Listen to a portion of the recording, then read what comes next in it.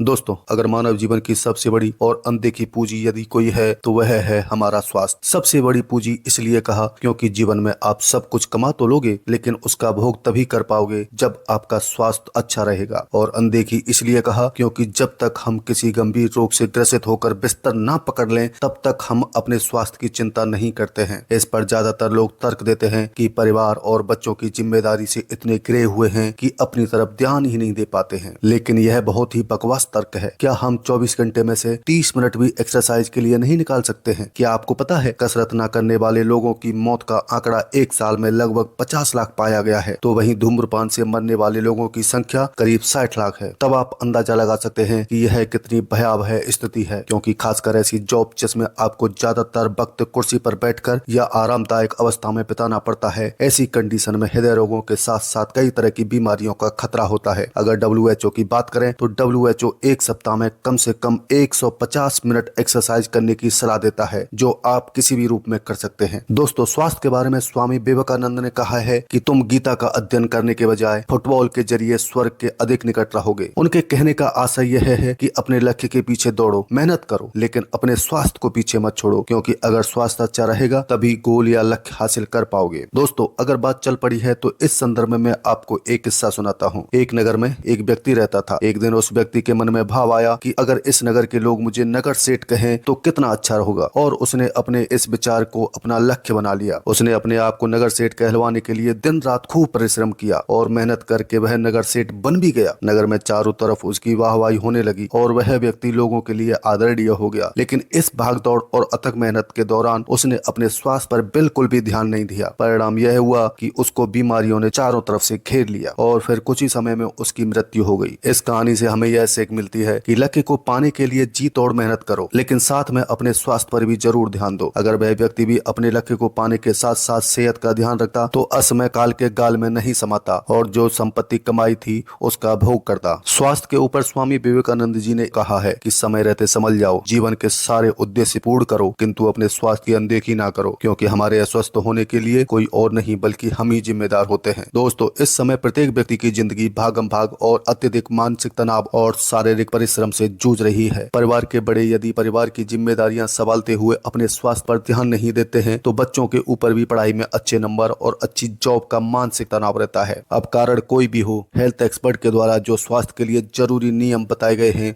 उनका पालन कोई नहीं कर पाता है। हमें जिस अनुपात में खाना पीना चाहिए वह भी नहीं हो पाता है, जिससे कहीं ना कहीं हमारा स्वास्थ्य प्रभावित होता है और इस दौरान हम कई बार छोटी मोटी स्वास्थ्य संबंधी परेशानियों को अनदेखा कर देते हैं, जो बाद में हमारे लिए बड़ी मुसीबत का कारण बनती है। अब यह सवाल उठता है कि इनसे कैसे बचें। तो दोस्तों, हमारा कितना भी बिजी शेड्यूल हो, हमें 24 घंटे में से 1 घंटा एक्सरसाइज के लिए जरूर निकालना चाहिए। दूसरा, डाइट अच्छी लें और बाजार का फास्ट फूड बिल्कुल बंद कर दें। तो दोस्तों, अगर ये वीडियो आपको अच्छी लगी है तो वीडियो को लाइक करें और चैनल को सब्सक्राइब करें। धन्यवाद।